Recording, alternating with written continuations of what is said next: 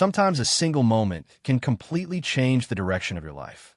Marcus Thompson never imagined that one split-second decision during a peaceful protest would transform him from an ordinary college student into someone whose name would be whispered in royal corridors across Europe.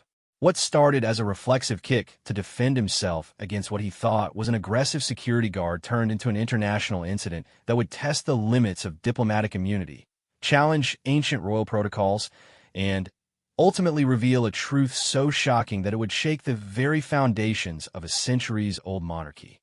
This is the true story of how one young man's moment of defiance led to the most unexpected journey of his life and changed the fate of a kingdom forever. Marcus Thompson had always been the type of person who avoided trouble. At 22, he was a third-year history student at Oxford University, spending most of his time buried in books about medieval European kingdoms and ancient civilizations. His friends often joked that he knew more about dead kings than living people, but Marcus didn't mind. History fascinated him in ways that the modern world simply couldn't match. On that crisp October morning in 2019, Marcus had no intention of making history himself. He was walking through the streets of London, heading to the British Museum for research on his dissertation about royal bloodlines in medieval Europe. The autumn air was fresh, and the city buzzed with its usual energy. Street vendors called out their wares, tourists snapped photos of red double-decker buses, and business people hurried past with coffee cups in hand. As Marcus turned on a Whitehall, he noticed a small crowd gathering near the government buildings. At first, he assumed it was just another group of tourists taking photos, but as he got closer, he realized it was something different. About 50 people had gathered with handmade signs and banners, chanting peacefully about environmental protection and climate change. The protest was small, organized, and completely legal. Police officers stood nearby, looking relaxed and unbothered by the demonstration. Marcus paused to watch, curious about the cause. He had always admired people who stood up for their beliefs, even though he himself preferred the quiet world of libraries and lecture halls. The protesters were a diverse group: young students, middle-aged professionals, elderly activists, and even a few families with children. Their voices rose in harmony as they chanted slogans about protecting the planet for future generations. Among the crowd, Marcus noticed several official-looking individuals in dark suits standing at the edges of the demonstration. They wore small earpieces and maintained a professional distance from the protesters. These were clearly security personnel, though Marcus couldn't tell if they were regular police, government security, or perhaps protection for some important figure who might be in the area. The protest continued peacefully for about 20 minutes.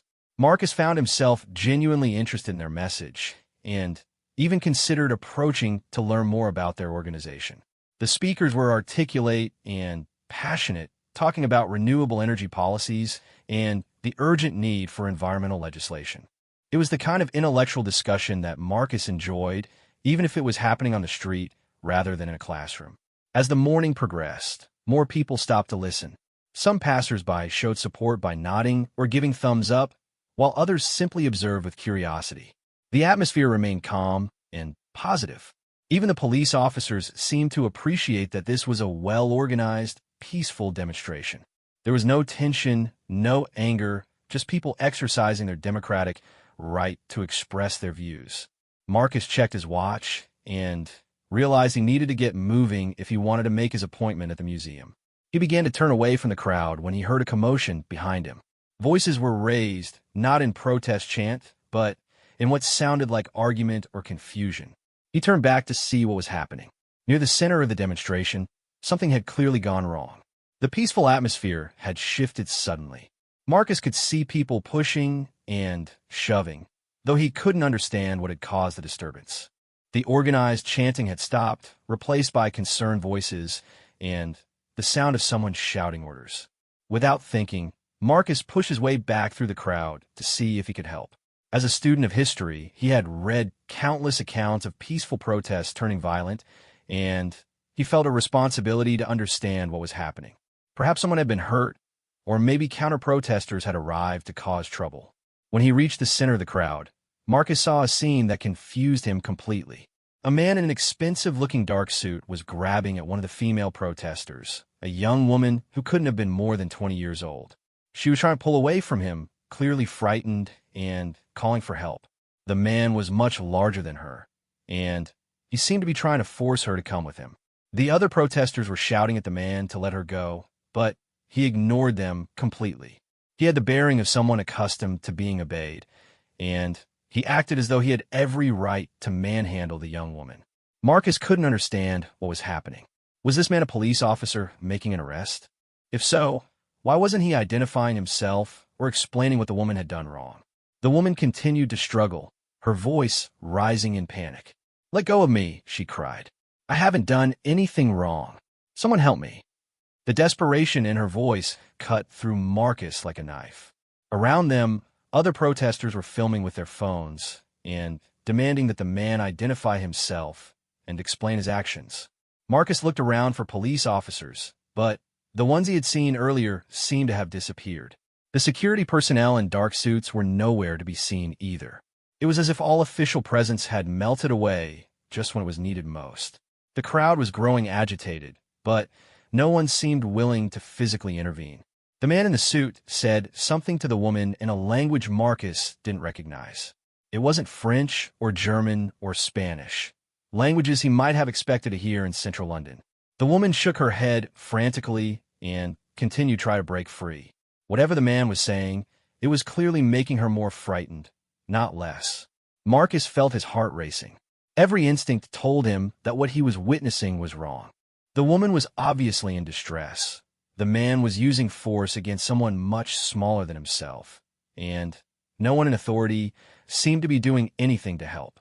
His academic mind tried to analyze the situation objectively, but his human conscience was screaming that he needed to act. He had never been in a physical confrontation in his life. Marcus was tall, but slender, more comfortable with books than with any kind of violence. But watching the young woman's terror, he felt something inside himself snap. This wasn't about politics or protests or causes. This was about a person in immediate danger, and everyone else seemed frozen by uncertainty or fear. "Excuse me," Marcus called out, stepping forward. "I think you need to let her go and explain what's happening here." His voice was steadier than he felt, though his hands were shaking slightly. The man in the suit turned to look at him with an expression of absolute disdain, as if Marcus were an insect that had dared to buzz near his ear. The man said something sharp and dismissive in the same foreign language, then turned back to the woman and tightened his grip on her arm. She cried out in pain, and Marcus saw red marks appearing where the man's fingers pressed into her skin. The woman's eyes met his, pleading silently for help that no one else seemed willing or able to provide. That was the moment when Marcus Thompson, quiet history student and lover of peaceful academic pursuits, made a decision that would change his life forever. He stepped forward, placed his hand firmly on the man's shoulder, and said in the strongest voice he could manage, "I said let her go." Now, the man spun around with a fury that shocked Marcus. His face was twisted with rage and something else, something that looked almost like outrage that anyone would dare challenge him. He released the woman's arm and took a step toward Marcus, speaking rapidly in that unknown language. Though Marcus couldn't understand the words, the threatening tone was unmistakable. Marcus stood his ground, though every fiber of his being wanted to run. The woman had stumbled backward when released, and other protesters were helping her to safety. At least that part of his intervention had worked. But now he found himself facing down a man who clearly had no intention of backing down or explaining his actions. The standoff lasted only a few seconds, but to Marcus it felt like an eternity. He could feel the eyes of dozens of people on him, could hear the clicking of phone cameras recording whatever was about to happen. His mind raced through possibilities. Was this man a criminal who would attack him? An undercover police officer who would arrest him? Some kind of government agent who had legitimate authority that Marcus didn't understand? Then the man reached into his jacket, and Marcus felt his blood turn to ice. In that split second, all rational thought disappeared. Fueled by pure adrenaline and the absolute certainty that he was in immediate danger, Marcus did something he had never done before in his life. He lashed out with his right leg, catching the man squarely in the stomach with a kick that sent him stumbling backward several steps. The man doubled over slightly, more from surprise than pain, but his expression when he straightened up was absolutely murderous. Marcus realized with growing horror that he had just made what might be the worst mistake of his life. The crowd around them had gone completely silent. Even the traffic noise seemed to fade as everyone stared at what had just happened. Marcus stood there, his legs still raised slightly from the kick, staring at the man he had just attacked. The man stared back, and in his eyes, Marcus saw something that chilled him to the bone. It wasn't just anger. It wasn't even just the promise of retaliation. It was the look of someone who had never, ever been treated with such disrespect, and who had the power to make whoever had dared to challenge him pay dearly for that mistake. The man straightened his jacket carefully, never taking his eyes off Marcus. Then he smiled, a cold, terrible smile that held no humor whatsoever. He spoke again in that foreign language, but this time his voice was calm and controlled, which somehow made it infinitely more frightening than his earlier rage had been. Marcus wanted to apologize, to explain that he had only been trying to help the woman, to somehow undo what he had just done. But before he could say anything, the man reached into his jacket again. Not quickly this time, but deliberately, making sure Marcus could see exactly what he was doing. What he pulled out wasn't a weapon, as Marcus had feared. It was a small, ornate badge or crest of some kind, made of what looked like real gold and decorated with symbols that Marcus didn't recognize. The man held it up so that everyone around them could see it clearly, and the effect was immediate and dramatic. Several people in the crowd gasped audibly. A few stepped backward, and Marcus heard someone whisper, "Oh my God, do you know what that is?" But Marcus didn't know. He stared at the badge, trying to understand what it meant and why everyone else seemed to recognize its significance. The man spoke again, this time in heavily accented but clear English. "You have just committed assault," he said slowly, "against a protected representative of the royal house of Valderan." He paused to let this sink in before continuing. "I trust you understand the gravity of your situation." Marcus felt the world spinning around him. He had never heard of the royal house of Valderan, but the reactions of the people around him made it clear that this was something important, and very, very bad for him. "I'm sorry," he managed to say, his voice barely above a whisper. "I thought the woman was in trouble. I didn't know." The man replaced the badge in his jacket and smiled that terrible smile again. "Ignorance," he said, "is not a defense in matters of international law. You will be hearing from the appropriate authorities very soon. Mister?" He raised an eyebrow expectantly. Marcus realized that he was expected to provide his name, but every instinct screamed at him not to give this information to someone who clearly meant him harm. At the same time, he understood that running away or refusing to answer would probably make things much worse. Around him, dozens of phone cameras were still recording every word and gesture. "Thompson," he said finally. "Marcus Thompson." The man nodded slowly, as if committing the name to memory. "Mr. Thompson, I am Count Victor Aldrich, Deputy Minister of Protocol for His Royal Highness Crown Prince Sebastian of Valderan." He spoke each word carefully, as if he were reading from a formal document.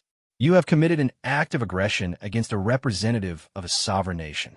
This matter will be handled through appropriate diplomatic channels." Marcus felt his knees go weak. Diplomatic channels. Sovereign nation. This wasn't just some random encounter that would blow over in a few hours. He had apparently just kicked someone important enough to cause an international incident. Count Aldrich adjusted his cuffs and prepared to leave, but before he walked away, he turned back to Marcus one more time.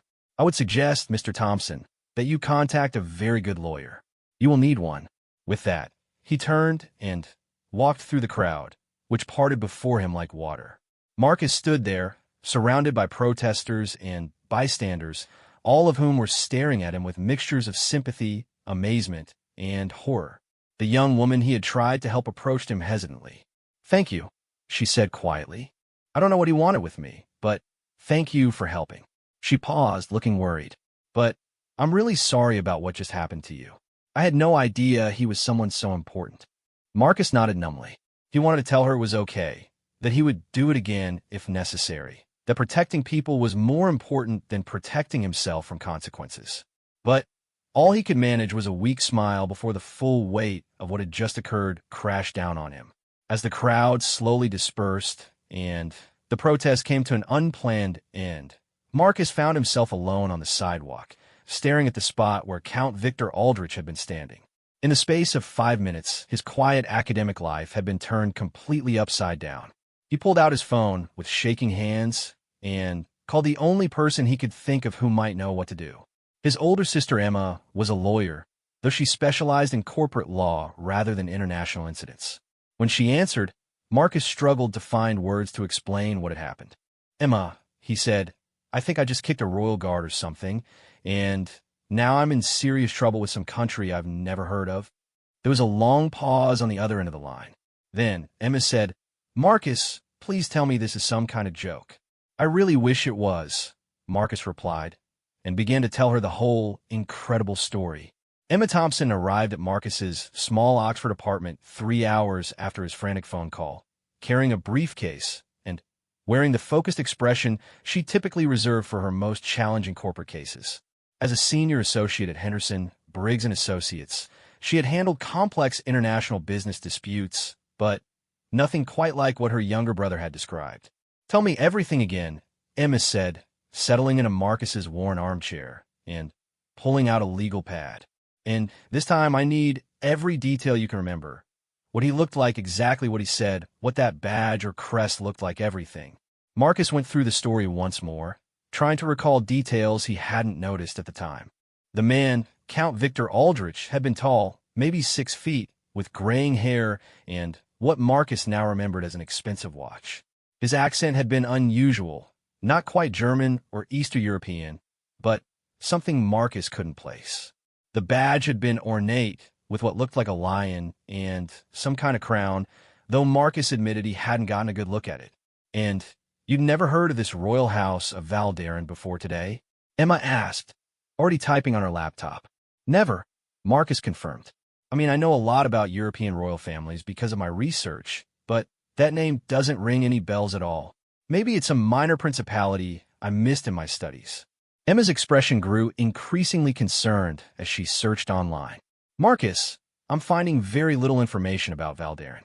There are a few references to it as a small kingdom in Eastern Europe, but the details are vague. Most sources seem to indicate it's been defunct for decades, maybe even a century." This information should have been reassuring, but somehow it made Marcus feel worse rather than better. So maybe this guy was just pretending to be someone important? Maybe I was scammed or something. "I don't think so," Emma said slowly, continuing to read from her screen. "Look at this. There's a reference here to the Valderin royal family being in exile since 1924, when they were overthrown during political upheaval. It says the surviving members scattered across Europe and have maintained their titles and some diplomatic status through various host countries." Marcus slumped deeper into his chair. So he might actually be legitimate, just not representing an actual functioning kingdom. It's possible, and that could actually make things more complicated, not less. Governments sometimes recognize exiled royal families for historical or political reasons. They might have limited diplomatic protections, even without a physical territory to rule. Emma spent the next hour making phone calls to colleagues who specialized in international law, while Marcus paced nervously around his small flat. The afternoon sunlight streamed through his windows, illuminating shelves packed with history books that suddenly seemed inadequate to help him understand his current situation. When Emma finally hung up from her last call, her expression was grave. "I spoke with David Shun at the Foreign Office. He's going to look into this discreetly, but he confirmed that there are indeed protocol for dealing with exiled royal families. If this Count Aldrich really does represent the Valderin royal house, and if they have recognized diplomatic status through any EU country, then you could be facing serious charges." "What kind of charges?" Marcus asked, though he wasn't sure he wanted to know the answer. "Assault on a diplomatic representative, at minimum. Potentially violation of international treaties, depending on what agreements exist regarding the Valderin family. The penalties could range from substantial fines to actually being extradited for trial." Marcus felt the room spinning slightly. "Extradited? To where? You said their kingdom doesn't exist anymore." to whatever country currently provides them diplomatic protection. It could be Austria, Switzerland, France, any number of places where exiled royal families have been given sanctuary over the years. That evening, Marcus couldn't concentrate on anything. He tried to work on his dissertation, but the words about medieval royal bloodlines seemed to mock him. Here he was, an expert on historical monarchies, and he had managed to get himself into trouble with a royal family he'd never even heard of. The irony would have been funny if the consequences weren't potentially so serious. Around 9 o'clock, his phone rang. The caller ID showed an international number he didn't recognize. Marcus hesitated before answering, but Emma encouraged him to take the call while she listened in. "Mr. Thompson." The voice was crisp and professional, with a slight accent that might have been Swiss or Austrian. "This is Dr. Heinrich Mueller from the European Diplomatic Relations Office. I believe you had an encounter today with Count Victor Aldrich." Marcus's mouth went dry. "Yes, sir, I did. I'm calling to inform you that a formal complaint has been filed regarding your conduct toward the Count. However, before this matter proceeds through official channels, His Royal Highness Crown Prince Sebastian has requested a meeting with you." Emma was frantically scribbling notes and making hand gestures for Marcus to be careful what he said. "A meeting," Marcus managed. "When? Where?" "Tomorrow evening at 7 o'clock. The location will be the Savoy Hotel in London, in the Prince's private suite. This is an opportunity for you to explain your actions and potentially resolve this matter without further escalation." Marcus looked at Emma, who was shaking her head vigorously. She mouthed the word lawyer and pointed to herself. "Can I bring legal representation?" Marcus asked. There was a pause. "That is your right, of course, though His Royal Highness had hoped this could be handled as a personal matter rather than a legal one. However, if you feel counsel is necessary, they may accompany you." After the call ended, Emma was quiet for a long time. "This is very strange, Marcus. In my experience, diplomatic incidents don't get resolved with personal meetings in hotel suites. Usually there are formal procedures, official complaints through embassies, that sort of thing. So what do you think it means?" "I'm not sure. It could be a good sign. Maybe they want to handle this quietly and avoid an international incident. Or there could be something else entirely." Emma closed her laptop and looked directly at her brother. "Marcus, I want you to consider the possibility that there's more to this story than we understand." "What do you mean?" "Think about it. A representative of an exiled royal family just happens to be at a random environmental protest in central London. He's apparently trying to force some young woman to come with him, for reasons no one seems to understand. When you intervene, instead of calling the police or handling it through normal channels, he makes a big show of his diplomatic status and then arranges a personal meeting with the heir to his throne." Marcus hadn't thought about it that way, but Emma was right. The whole sequence of events was bizarre. "So what are you suggesting?" "I'm suggesting that maybe your kick didn't just land on some random diplomatic representative. Maybe it landed right in the middle of something much bigger and more complicated than a simple assault case." The next morning, Marcus could barely focus on his lectures. His medieval history professor droned on about succession laws in 12th century England, while Marcus's mind raced with thoughts about modern-day royal intrigue. During lunch, he walked past the spot where the protest had been held, but there was no sign that anything unusual had ever happened there. Emma spent the day researching everything she could find about the royal house of Valderin, but the information remained frustratingly sparse. Most references were historical, dating back to the early 20th century or before. She did discover that the kingdom had been located in what was now part of 3 different modern countries, and that it had been known for its strategic position along important trade routes. The family seems to have had significant wealth when they went into exile, Emma told Marcus over dinner. There are references to vast art collections, gold reserves, and property holdings across Europe. If even half of that survived, they could have considerable resources today. As 7 o'clock approached, Marcus found himself standing outside the Savoy Hotel in his best suit, feeling completely out of his depth. Emma walked beside him, carrying her briefcase and wearing her most professional expression. The hotel's opulent lobby made Marcus acutely aware of how different this world was from his usual environment of university libraries and modest student accommodations. The concierge directed them to a private elevator that required a special key card. As they rode up to the top floor, Emma whispered, "Remember, don't admit to anything beyond what actually happened. Don't speculate about motives, theirs or yours. And if I signal you, stop talking immediately." The elevator opened directly into a luxurious suite that was larger than Marcus's entire apartment. Floor-to-ceiling windows offered a spectacular view of London skyline, and the furnishings looked like they belonged in a palace rather than a hotel. Count Victor Aldrich stood near the windows, looking perfectly composed and showing no signs of their encounter the previous day. But Marcus's attention was immediately drawn to the other man in the room. He was perhaps 35 years old, tall and athletic with dark hair and intelligent green eyes. He wore a simple but obviously expensive navy suit, and there was something about his bearing that commanded attention without effort. This had to be Crown Prince Sebastian. "Mr. Thompson," the prince said, stepping forward with a slight smile. "Thank you for coming. I am Sebastian of Valderan." His English was perfect, with only the faintest trace of an accent. "And you must be his sister, the attorney. Please, both of you sit down." As they settled into plush armchairs, Prince Sebastian poured wine from an expensive-looking bottle. "Count Aldrich has told me about yesterday's events, but I wanted to hear your perspective directly." Marcus glanced at Emma, who nodded slightly. "Your Highness, I want to apologize for what happened. I saw what I thought was someone being assaulted, and I reacted without thinking. I had no idea who Count Aldrich was or that he had any official status." The prince listened carefully, occasionally asking clarifying questions. He seemed particularly interested in Marcus's description of a young woman and exactly what Count Aldrich had been doing to her. "Mr. Thompson," the prince said finally, "what would you say if I told you that your intervention yesterday may have prevented something far worse than a simple assault?" Emma leaned forward. "Your Highness, I'm not sure I understand what you mean."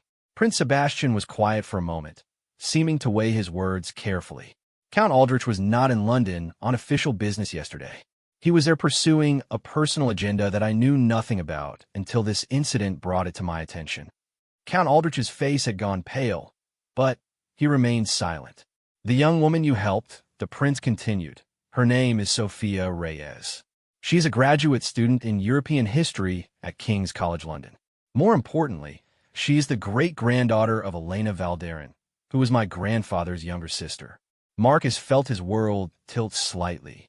"She's part of your royal family?" "She is indeed, though she knew nothing about it until Count Aldrich approached her yesterday.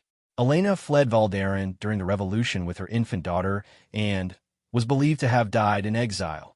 We recently discovered that she actually lived for many years in Spain, married, and had descendants." Emma was taking rapid notes. "And Count Aldrich was trying to what? Kidnap her?" The prince's expression hardened. "Count Aldrich has been managing certain aspects of our family's financial affairs for many years. It has recently come to light that he has been misappropriating funds, significant amounts of money that should have been held in trust for the royal family." Count Aldrich finally spoke, his voice tight with barely controlled anger. "Your Highness, these accusations are completely unfounded.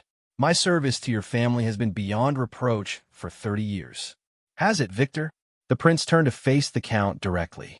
"Then perhaps you can explain why 3 million euros disappeared from our Swiss accounts last month, or why the sale of our grandmother's jewelry collection somehow generated half the expected proceeds." The atmosphere in the room had changed dramatically. Marcus realized he was witnessing something much more significant than a discussion about his assault charge. This was a confrontation between a ruler and a trusted advisor who had been stealing from him. "What does this have to do with Sophia Reyes?" Emma asked. Prince Sebastian turned back to them. "Victor discovered Sophia's existence during his research into our family's assets. Under Valderan succession law, as the descendant of a legitimate royal bloodline, she would have certain inheritance rights. If Victor could convince her to sign documents transferring those rights to him, he could legitimately claim access to additional family funds. So he was trying to force her to sign something?" Marcus said. "Exactly. And when she refused and tried to leave, he decided to use more direct persuasion." The prince smiled at Marcus. "Which is where you came in, Mr. Thompson. Your kick may have saved our family fortune." Marcus looked around the room, trying to process this information. So, I'm not in trouble for assault? On the contrary, Prince Sebastian said, I believe my family owes you a considerable debt of gratitude. He turned back to Count Aldrich. Victor, your services are no longer required. You will return all family property in your possession and submit to a full audit of every account you have managed. If you cooperate fully, I will not pursue criminal charges. Count Aldrich drew himself up with as much dignity as he could manage. This is a mistake, Your Highness.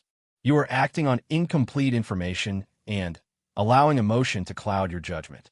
Perhaps, the prince replied calmly, but I am willing to take that risk. You have 24 hours to prepare a full accounting of all transactions you have handled over the past 5 years. After Count Aldrich left, the atmosphere in the suite became much more relaxed. Prince Sebastian refilled their wine glasses and settled back into his chair. Mr. Thompson, I hope you can understand why this meeting was necessary. We needed to understand exactly what Victor was doing and how much you had witnessed. Your account confirms our suspicions about his activities. Emma had been quiet through most of this exchange, but now she spoke up. Your Highness, what happens to Sophia Reyes now? Is she safe from further attempts to coerce her? She is under our protection now, the prince assured her. We have contacted her and explained the situation. She is understandably overwhelmed, but she is safe. Victor will not be approaching her again. Marcus found his voice. Will she? Does she want to claim her inheritance rights? Prince Sebastian smiled. That will be her decision to make in her own time and without pressure from anyone. But first, we need to ensure that there actually is an inheritance left to claim after we determine the full extent of Victor's embezzlement. As the evening wound down, Marcus realized that his quiet academic life had just intersected with real-world royal intrigue in the most unexpected way possible. The kick that he thought might ruin his life had instead helped expose a major theft and potentially saved a young woman from being defrauded of her inheritance. Mr. Thompson, Prince Sebastian said as they prepared to leave, I have a proposition for you. Your expertise in European royal history, combined with your practical experience in our family's affairs, might make you uniquely qualified to assist us with a project. What kind of project? Marcus asked, intrigued despite himself. We are in the process of documenting our family's complete genealogy and tracing all possible heirs to ensure that what happened with Sophia never happens again. It requires someone with extensive historical knowledge and the integrity to handle sensitive information properly. Emma looked at her brother encouragingly. It sounds like an incredible opportunity. Marcus thought about his dissertation on medieval royal bloodlines, gathering dust on his desk at home. This would be a chance to apply that knowledge to living history, to help a real royal family rather than just writing about dead ones. I would be honored to help, Your Highness, he said finally. Excellent, Prince Sebastian replied. Can you begin Monday morning? We have a great deal of work ahead of us. As Marcus and Emma rode the elevator down from the prince's suite, Emma shook her head in amazement. 24 hours ago, you thought you'd committed an international incident. Now you're working for European royalty. I still can't quite believe it, Marcus admitted. Do you think I'm making the right choice? Marcus, Emma said with a smile, I think you just landed yourself in the middle of the most exciting historical research project of your lifetime.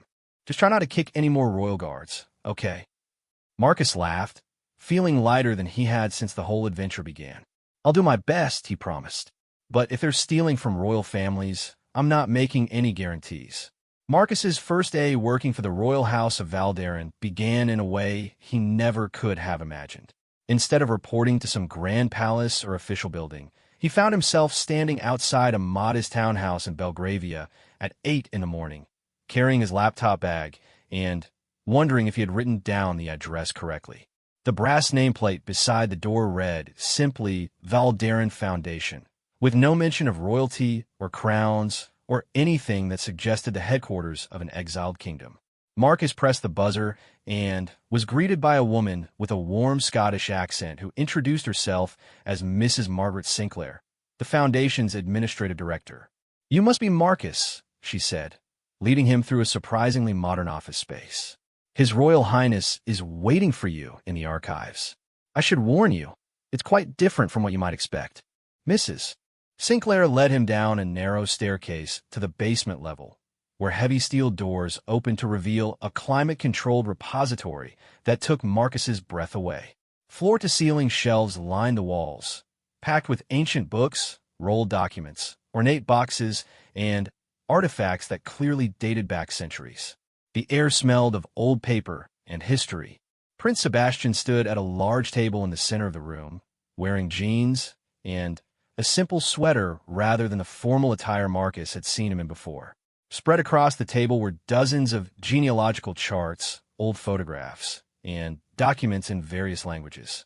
He looked up as Marcus entered, and his formal demeanor from their previous meeting had been replaced by genuine enthusiasm.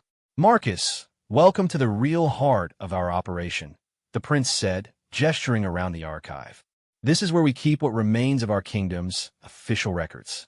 It's not much compared to what we lost during the revolution, but it's enough to piece together most of our family's history." Marcus approached the table, his eyes scanning the documents. Even from a distance, he could see that some of them were incredibly old, with the distinctive handwriting and formal language of medieval European courts. "This is incredible, Your Highness. How did your family manage to save so much?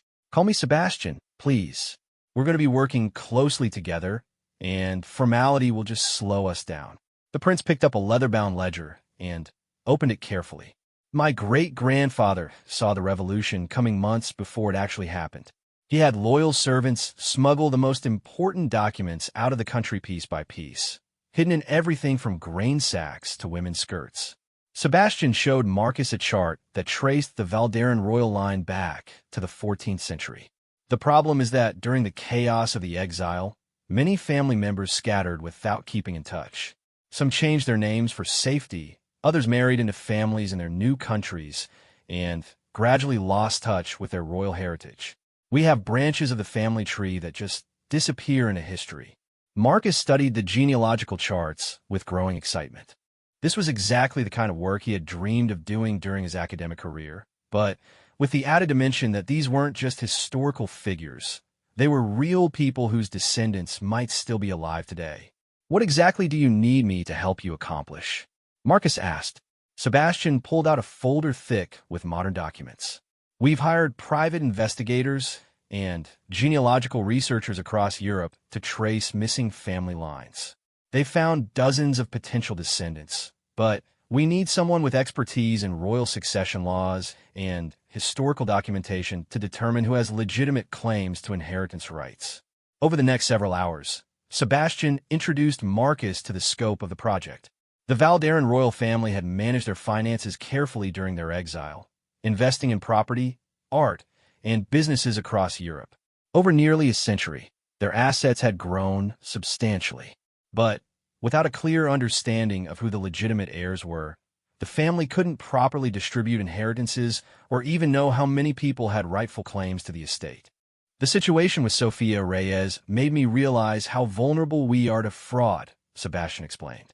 "If Count Aldrich could discover her existence and attempt to steal her inheritance, how many other descendants are there that we don't know about? And how many people might try to impersonate royal heirs for financial gain?" Marcus spent his first week immersing himself in the Valderan family archives. The more he learned, the more impressed he became with the kingdom's history. Despite being relatively small, Valderan had been strategically important for centuries due to its location along major trade routes. The royal family had been known for their diplomatic skills, their patronage of arts and sciences, and their progressive policies regarding education and women's rights. The revolution that ended their rule hadn't been about unpopular monarchs or oppressive policies. Instead, it had been part of the broader political upheaval that swept across Europe after World War I, when larger neighboring countries carved up smaller territories for their own strategic advantage. The Valderan royal family had actually been quite popular with their people, which explained why so many citizens had risked their lives to help the royals escape. "It's tragic," Marcus told Emma during one of their weekly dinner meetings. "This wasn't some decadent monarchy that deserved to fall. These were good rulers who lost their kingdom because of international politics beyond their control." Emma listened to her brother's growing enthusiasm with amusement. You sound like you're developing quite an attachment to this royal family. It's hard not to, Marcus admitted. Sebastian is nothing like what I expected from royalty. He's brilliant, hardworking, and genuinely concerned about doing right by his family's legacy. And the more I learn about Valderan history, the more I realize what the world lost when the kingdom disappeared. Marcus's work began to produce results during his second week on the project.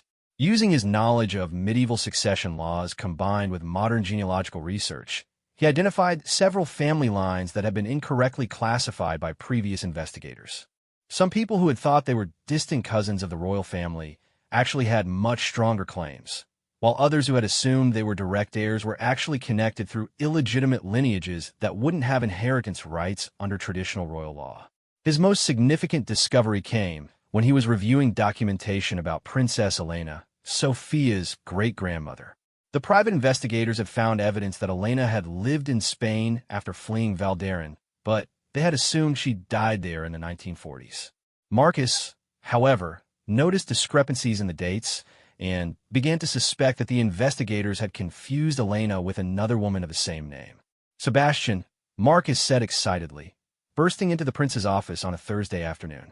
I think we've made a major error about Princess Elena. Look at these documents. Sebastian examined the papers Marcus had spread across his desk. What am I looking for? The death certificate the investigators found lists Elena Valderan's place of birth as Barcelona. But look at this entry in the royal family records. Princess Elena was born in the Valderan royal palace, not in Barcelona. The woman who died in Spain was someone else entirely. Sebastian's eyes widened as he understood the implications. You're saying Elena might have lived longer than we thought. Much longer. And if she did, she might have had other children besides Sophia's grandmother. There could be more descendants we don't know about. This discovery led to a comprehensive review of all their previous research. Marcus worked with Sebastian and Mrs. Sinclair to contact genealogical researchers across Europe, asking them to expand their searches for Elena's descendants. What they found was astonishing. Elena had indeed lived much longer than previously believed, eventually settling in Argentina in the 1950s. She had married twice and had 4 children, not just the one daughter they had already traced. Her descendants included not only Sofia Reyes in London, but also a successful businessman in Buenos Aires, a teacher in Barcelona, a doctor in Vienna, and several others scattered across 2 continents. This changes everything, Sebastian said as they reviewed the updated family tree. We're not talking about 1 or 2 additional heirs. We're talking about dozens of people who have legitimate claims to inheritance from the royal estate. Marcus felt a growing sense of responsibility as he realized the magnitude of what they were discovering. Each name on the family tree represented a real person whose life might be significantly changed by learning about their royal heritage and inheritance rights. But it also represented potential complications for Sebastian and the existing Valderan family. Are you concerned about dividing the inheritance among so many more people? Marcus asked. Sebastian considered this thoughtfully. Honestly, I'm more excited than concerned. For decades, our family has carried the burden of preserving Valderan's legacy with very few people to share that responsibility. If we can bring together dozens of legitimate family members, imagine what we could accomplish together. This perspective impressed Marcus more than any display of wealth or royal privilege could have. Sebastian wasn't viewing the additional heirs as threats to his inheritance, but as opportunities to restore something of his lost kingdom's community and purpose. Their work took on new urgency as they began reaching out to newly identified family members. Each contact required careful planning and sensitivity. Many of these descendants had no idea of their royal heritage, and the news that they were related to European royalty often provoked reactions ranging from disbelief to suspicion to overwhelming excitement. Marcus found himself serving not just as a genealogical researcher, but as a kind of cultural ambassador, helping newly discovered family members understand their heritage and their rights. He developed a presentation that explained Valderan history, the circumstances of the royal family's exile, and the legal framework surrounding inheritance claims. One of the most memorable contacts was with Dr. Elena Vasquez, a pediatrician in Vienna who turned out to be Princess Elena's great-granddaughter through a previously unknown family line. When Marcus called her to explain the situation, she initially hung up on him, assuming it was some kind of scam. It took 3 more phone calls, a detailed letter with official documentation, and, finally, a video conference with Sebastian himself before Dr. Vasquez was convinced that the contact was legitimate.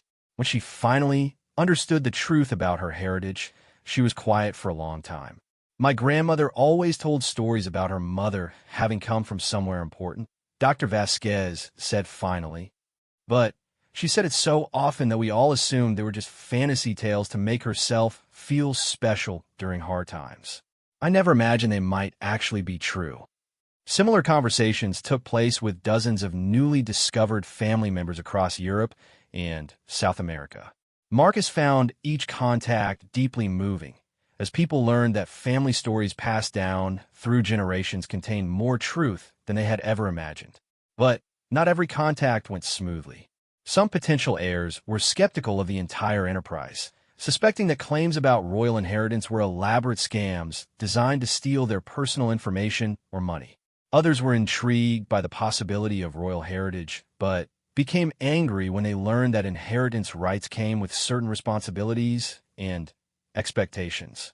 Marcus encountered his first serious problem when contacting Ricardo Mendoza, a businessman in Buenos Aires who was one of Princess Elena's great-grandsons. Mendoza not only believed the claims about his royal heritage, he immediately began making demands about his inheritance and his rightful place in the royal family hierarchy. "I am the eldest male heir in my generation," Mendoza declared during their phone conversation. "According to traditional monarchy rules, that should give me priority over any female heirs. I want to know exactly how much money we're talking about, and I want to meet with Prince Sebastian immediately to discuss my role in family leadership." Marcus tried to explain that inheritance rights under Valderan law were more complex than simple primogeniture, and that Sebastian was still the head of the royal family regardless of other family members' claims.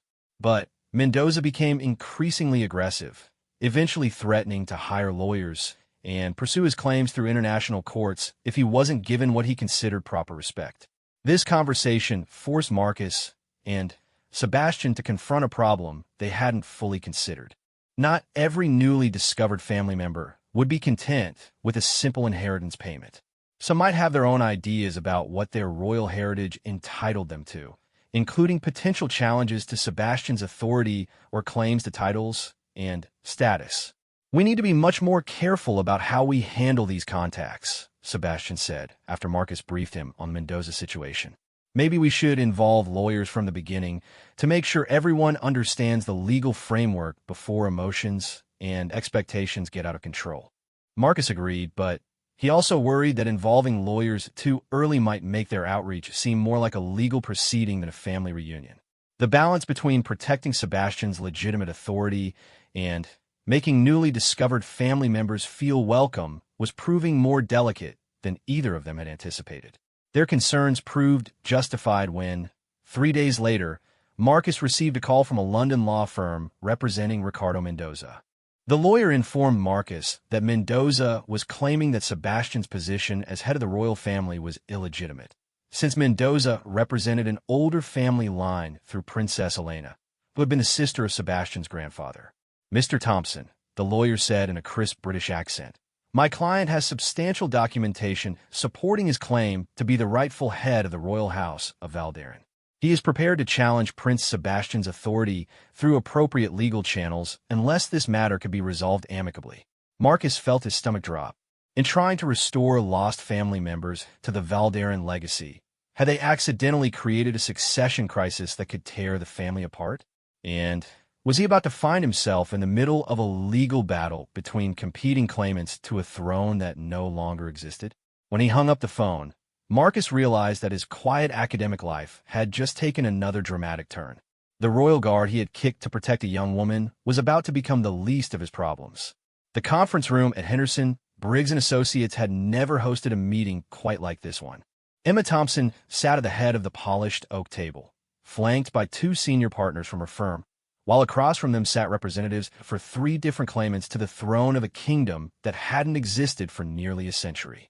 Marcus found himself in the uncomfortable position of being both a witness and a participant in what had rapidly escalated from a genealogical research project into a full-blown succession dispute. In the 2 weeks since Ricardo Mendoza had challenged Sebastian's authority, two additional claimants had emerged, each with their own lawyers and their own interpretation of Valderan succession law. Sebastian sat calmly beside Marcus, reviewing documents with the same methodical approach he brought to everything else. Despite the stress of having his legitimacy questioned, he seemed genuinely interested in ensuring that the legal proceedings were fair to all parties.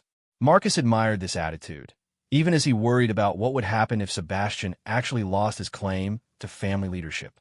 "Ladies and gentlemen," Emma began, "we're here today to attempt to resolve competing claims regarding the headship of the royal house of Valderan. Before we begin, I want to emphasize that this is an arbitration proceeding, not a court trial. All parties have agreed to accept the findings of this panel and to resolve this matter without resorting to international litigation." The first claimant to present his case was Ricardo Mendoza, who had flown in from Buenos Aires with a team of Argentine lawyers and a thick folder of documentation. Mendoza was a stout man in his 50s with graying hair and an aggressive manner that reminded Marcus uncomfortably of Count Victor Aldrich. "Your Honors," Mendoza's lead attorney began, "my client represents the senior line of the Valderan royal family through Princess Elena, who is the eldest child of King Ferdinand II. According to traditional European succession law, the crown should have passed to Princess Elena when King Ferdinand died in 1924, not to his younger brother King Anton, who was Prince Sebastian's grandfather." Emma took notes as the attorney continued. "Princess Elena was excluded from succession only because the family was in crisis during the revolution. But that political emergency doesn't invalidate her legitimate claim or the claims of her descendants. My client, as the eldest male heir of Princess Elena, should rightfully be recognized as the head of the royal house." Sebastian's attorney, a distinguished British barrister named Sir James Whitfield, responded calmly. "While Mr. Mendoza's ancestry through Princess Elena is not in dispute, his understanding of Valderan succession law is fundamentally flawed. Valderan followed absolute primogeniture, meaning the crown passed to the eldest child regardless of gender. However, Princess Elena formally renounced her claim to the throne in 1925 after the family had reached safety in Switzerland." Sir James produced a document from his briefcase. "This is Princess Elena's official renunciation, signed in the presence of witnesses and properly notarized. She explicitly stated that she was relinquishing all claims to the Valderan crown for herself and her descendants in favor of her younger brother Anton." Mendoza's attorney examined the document carefully. "We question the validity of this renunciation. Princess Elena was in exile, under extreme stress, and may have been coerced into signing away her rights." The second claimant was Dr. Catherine Moreau from Paris, a distant cousin who claimed descent from King Ferdinand's younger brother. Her argument was more complex, based on the assertion that both the Elena and Anton lines had fundamental flaws in their succession claims, leaving her branch of the family as the only legitimate survivors of the royal bloodline. Dr. Moreau was an elegant woman in her 60s, a retired professor of European history who brought an academic approach to her claim. "The issue is not just about birth order or renunciations," she explained. "The issue is about legitimacy under Valderan law as it existed before the revolution." Her attorney presented genealogical charts showing marriages and births dating back several centuries. Both Princess Elena and King Anton were born during a period when the Valderan succession laws were in dispute. There was a regency council from 1890 to 1895 that made certain decisions about royal marriages that may have invalidated the succession claims of their children. Marcus found himself fascinated despite the stress of the situation. This was exactly the kind of complex historical puzzle he loved to solve, involving questions of law, genealogy, and political history that spanned multiple centuries. If only the outcome didn't have such serious implications for people he had come to care about. The third claimant was perhaps the most surprising. Sofia Reyes, The young woman Marcus had defended during the original protest had initially shown little interest in her royal heritage beyond curiosity about her family history. But as the succession dispute developed, she had been contacted by lawyers who convinced her that she might have a stronger claim than any of the other parties. Sophia sat nervously beside her attorney, clearly uncomfortable with the proceedings. When Marcus had spoken with her before the hearing, she had confessed that she never wanted to be involved in any kind of legal battle, but felt obligated to at least understand what rights she might have. Miss Reyes represents perhaps the most interesting legal position, her attorney explained. She is descended from Princess Elena, but through a daughter rather than a son. More importantly, she was born in London to parents who were British citizens, which may give her claims certain protections under British law that the other claimants don't have. Emma leaned forward with interest. Can you explain what you mean by British law protections?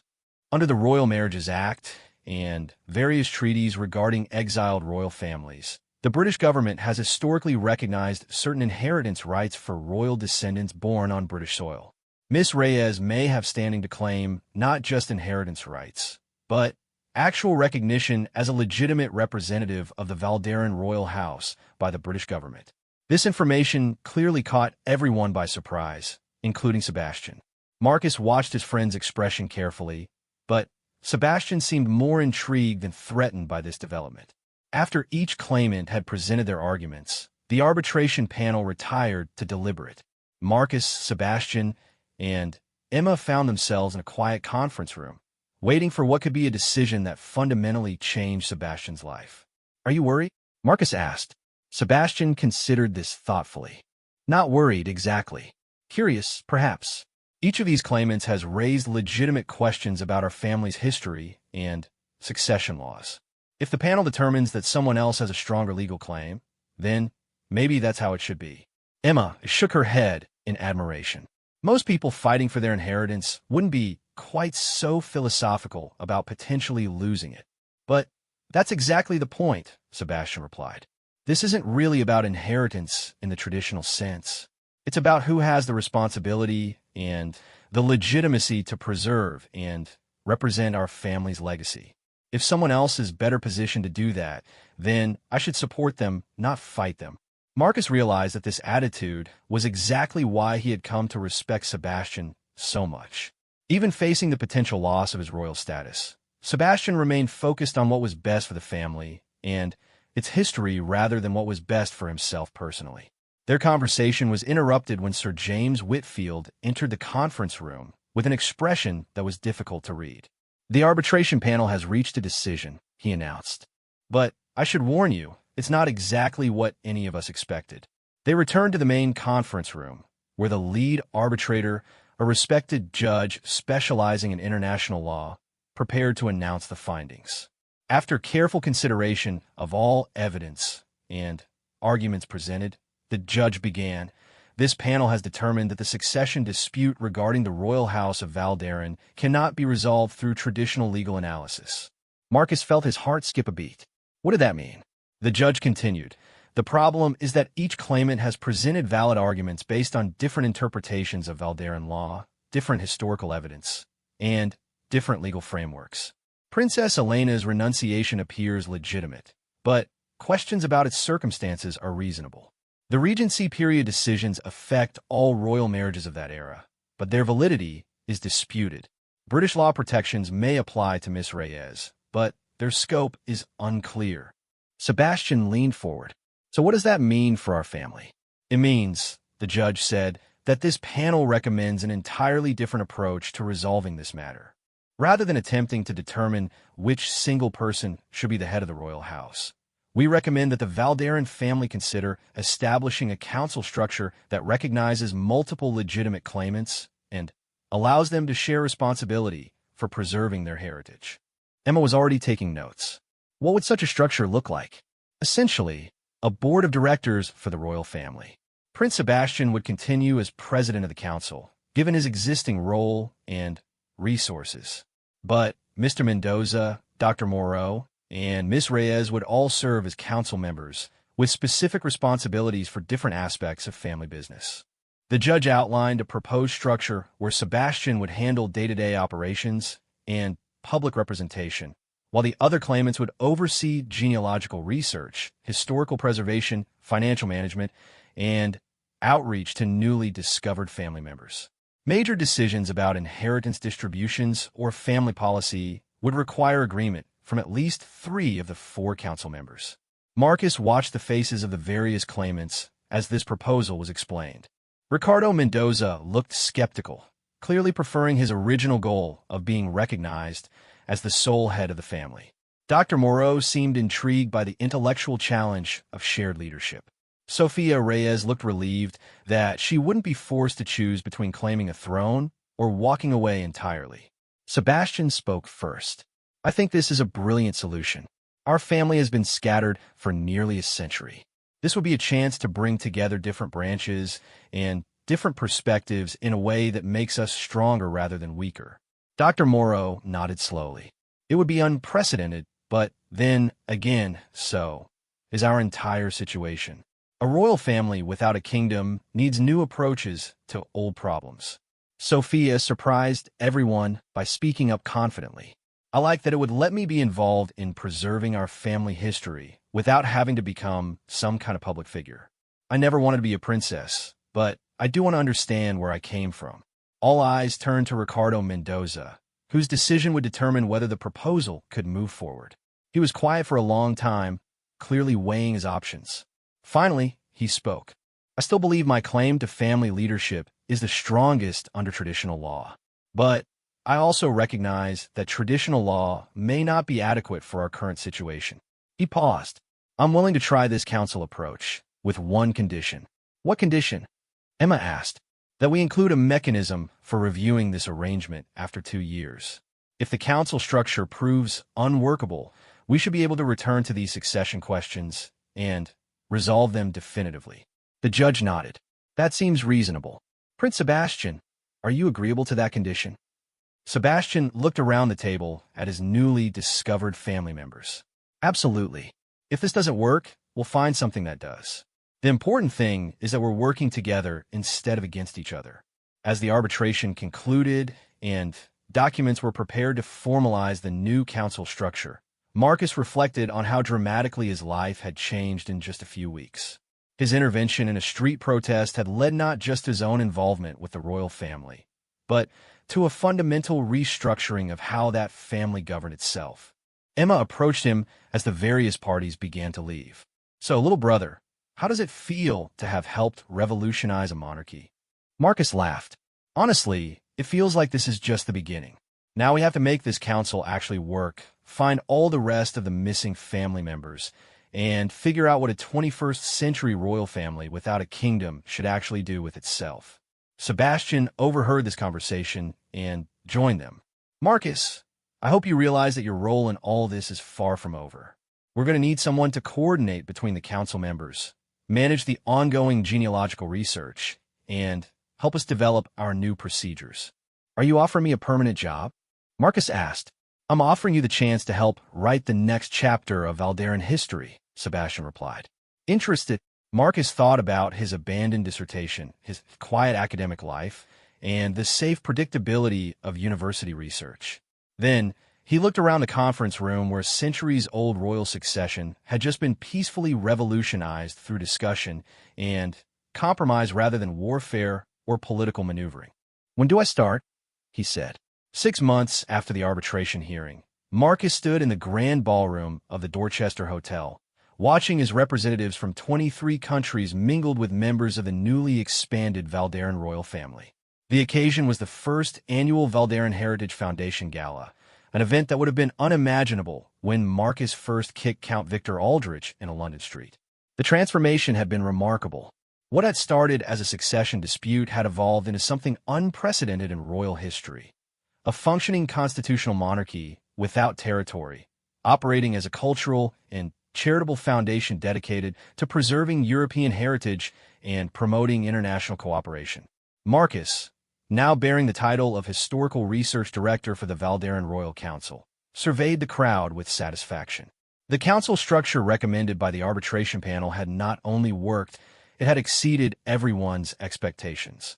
The four council members had discovered that their different backgrounds and perspectives created a powerful synergy rather than the conflict everyone had feared. Sebastian remained the public face of the family, his natural charisma and diplomatic training making him ideal for representing Valderan interests in international forums. But his role was now that of a constitutional monarch rather than an absolute ruler, with significant checks and balances provided by his fellow council members. Ricardo Mendoza had channeled his business acumen into managing the family's financial holdings, which had grown substantially once Count Victor's embezzlement was fully uncovered and reversed. His aggressive personality, which had seemed problematic during the succession dispute, proved invaluable when negotiating with banks and investment firms. Under his management, the Valderan estate had not only recovered its stolen assets, but had expanded significantly through careful investments. Dr. Catherine Moreau had become the foundation's director of cultural heritage, overseeing the preservation and digitization of historical documents, the commissioning of academic research, and the development of educational programs about Central European history.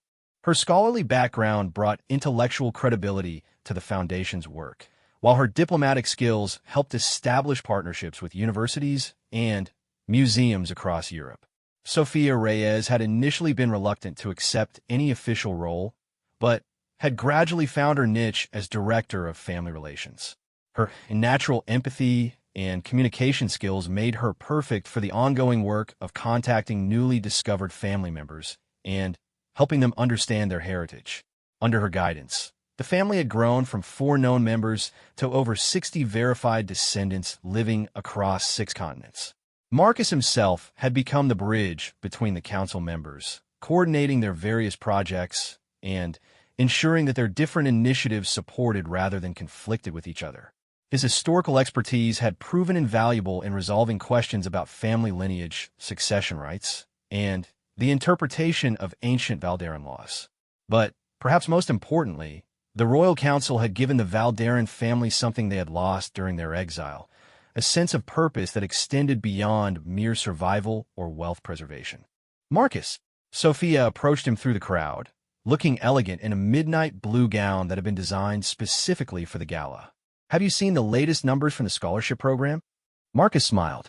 The Valderan Education Initiative, one of their most successful projects, provided scholarships for students from Central and Eastern Europe to study in Western universities. It had been Sophia's idea, inspired by her own experience as a graduate student struggling with financial pressures. "Last I heard, we were funding over 200 students this year," Marcus replied. Dr. Moreau mentioned that applications are up 40% from last year. "Actually, it's 300 students now," Sophia said excitedly. Ricardo found additional funding sources through some of his business contacts, and Sebastian negotiated a matching funds agreement with the Swiss government. "We're going to be able to expand the program to include graduate students and postdoctoral researchers." This kind of collaboration between council members had become routine over the past 6 months. Rather than competing for authority or resources, they had learned to leverage each other's strengths to accomplish much more than any of them could have achieved individually. Marcus spotted Dr. Moreau across the ballroom, deep in conversation with the French ambassador to the United Kingdom. She had been working on a project to establish a Valderan studies program at the Sorbonne, focusing on the history of small European kingdoms and their contributions to continental culture. Near the bar, Ricardo Mendoza was holding court with a group of international businessmen, discussing the Foundation's new microfinance initiative for entrepreneurs in Eastern Europe. His transformation from antagonistic claimant to collaborative council member had been one of the most pleasant surprises of the entire experience. "Marcus," a familiar voice said behind him. He turned to see Sebastian approaching, looking distinguished in white tie formal wear. "I wanted you to meet someone special." Sebastian guided Marcus toward a corner of the ballroom, where a woman in her 70s stood examining the historical displays that Dr. Moreau had arranged around the room. She had silver hair elegantly arranged and sharp blue eyes that seemed to take in every detail of her surroundings.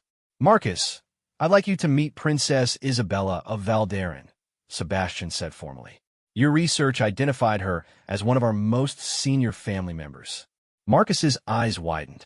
Princess Isabella was the daughter of King Anton's youngest brother, making her Sebastian's great-aunt and one of the last surviving members of the generation that had actually lived in Valderan before the revolution. Your Highness, Marcus said, offering a slight bow. It's an incredible honor to meet you. Princess Isabella studied him with amused interest. So, you're the young man who started this whole adventure by kicking poor Victor Aldrich. I must say, it was about time someone put that man in his place. Marcus felt himself blushing. I had no idea what I was getting into at the time, Your Highness. The best decisions often happen that way, Princess Isabella replied. I've been watching what you and Sebastian and the others have accomplished over the past months, and I have to say I'm more proud of our family now than I've been since I was a little girl in the royal palace. She gestured around the ballroom, where diplomats, scholars, artists, and philanthropists mingled with newly discovered Valderan descendants from around the world. My father always believed that the true strength of a royal family wasn't in the territory they controlled or the armies they commanded, but in the positive impact they could have on people's lives. What you've all built here is exactly what he would have wanted. Sebastian looked pleased by his great-aunt's approval. Princess Isabella has agreed to serve as our honorary chancellor, he told Marcus. She'll be providing guidance on family traditions and helping us ensure that our modern initiatives remain true to historical Valderan values. As the evening progressed, Marcus found himself moving through the crowd, connecting with people whose lives have been touched by the Foundation's work in various ways. He met scholarship recipients who were pursuing advanced degrees in engineering, medicine, and international relations. He spoke with researchers who had used Valderan archives to publish groundbreaking work on European medieval history. He was introduced to artists who had received grants to preserve traditional crafts and music from the former Valderan region. One conversation particularly moved him. Elena Vasquez, the pediatrician from Vienna who had been one of their early family contacts, had flown to London specifically for the gala. She approached Marcus with tears in her eyes. I wanted to thank you personally, she said, not just for discovering my family connection, but for what that discovery has led to. The Foundation's medical outreach program has allowed me to volunteer in refugee camps across Eastern Europe. I've been able to use my skills to help hundreds of children who desperately needed medical care. Marcus felt a swell of pride, not for himself, but for what their collective efforts had accomplished. Dr. Vasquez, that work you're doing is exactly what makes this foundation meaningful. You're the one making the real difference. But none of it would have been possible without the family connection that brought us all together, she replied. My grandmother's stories about our royal heritage used to seem like fantasy. Now, they've become the foundation for work that gives my life deeper purpose than anything I've ever done. As the gala wound down, the 4 council members gathered in a quiet corner of the ballroom to reflect on the evening's success. They had raised over £2 million for their various charitable initiatives, established new partnerships with 3 major European foundations, and welcomed 8 newly verified family members into the Valderan community. I have to admit, Ricardo said, when I first challenged Sebastian's leadership, I never imagined we'd end up here. This is so much better than fighting over who gets to wear a crown that doesn't exist anymore. Dr. Moreau raised her champagne glass. To the future of the House of Valderan, may we continue to prove that royalty is about service, not privilege, Sophia added, and to showing that families can come together and create something beautiful, even after being scattered across the globe for a century. Sebastian turned to Marcus, and to the man whose spontaneous kick started this entire transformation. Marcus, none of this would exist without your willingness to stand up for someone in need. As they toasted, Marcus thought about the trajectory of the past year. He had started as a graduate student researching dead kings and forgotten kingdoms. Now, he was part of a living royal family that was actively shaping contemporary international relations and cultural preservation. You know, Marcus said thoughtfully, I've been thinking about what makes this work so well. I think it's because we're not trying to recreate something from the past. We're using the best parts of royal tradition, the sense of service, the long-term thinking, the international perspective, and applying them to modern challenges. Princess Isabella, who had been listening to their conversation, nodded approvingly. That's exactly right, my dear boy. The greatest royal families in history were never about preserving the status quo. They were about adapting their strengths to serve their times. Later that evening, after the last guests had departed and the hotel staff had begun cleaning up, Marcus found himself alone on the hotel's terrace, looking out over the lights of London. The city sprawled before him, full of millions of people pursuing their own dreams and ambitions. Emma joined him on the terrace, having stayed for the entire gala to see how her brother's new life had developed. "So," she said, "any regrets about leaving academic life behind?" Marcus considered this seriously. "None at all. I mean, I love studying history, but this is actually making history. And the best part is that it's history with a happy ending, or at least a happy middle, since we're still writing it." Emma smiled. Mom and Dad still can't believe their quiet, bookish son has become a royal advisor, though they're incredibly proud of you. "I'm not sure I can believe it either, sometimes," Marcus admitted. "But you know what's funny? I feel like this is exactly what I was meant to be doing. All those years studying medieval royal families, learning about succession laws and dynastic politics, it was all preparation for this." Sebastian appeared on the terrace, having changed from his formal wear into more comfortable clothes. "I thought I might find you out here. Beautiful night, isn't it?" The three of them stood together, enjoying the cool evening air and the satisfaction of a successful event. Marcus reflected on how much his relationship with Sebastian had evolved. What had started as a formal working relationship with a royal employer had become a genuine friendship based on mutual respect and shared purpose. "Sebastian," Marcus said, "can I ask you something I've been wondering about?" "Of course. Do you ever miss the idea of being a traditional monarch? Having a kingdom to rule, subjects to govern, all the traditional royal prerogatives?" Sebastian was quiet for a moment.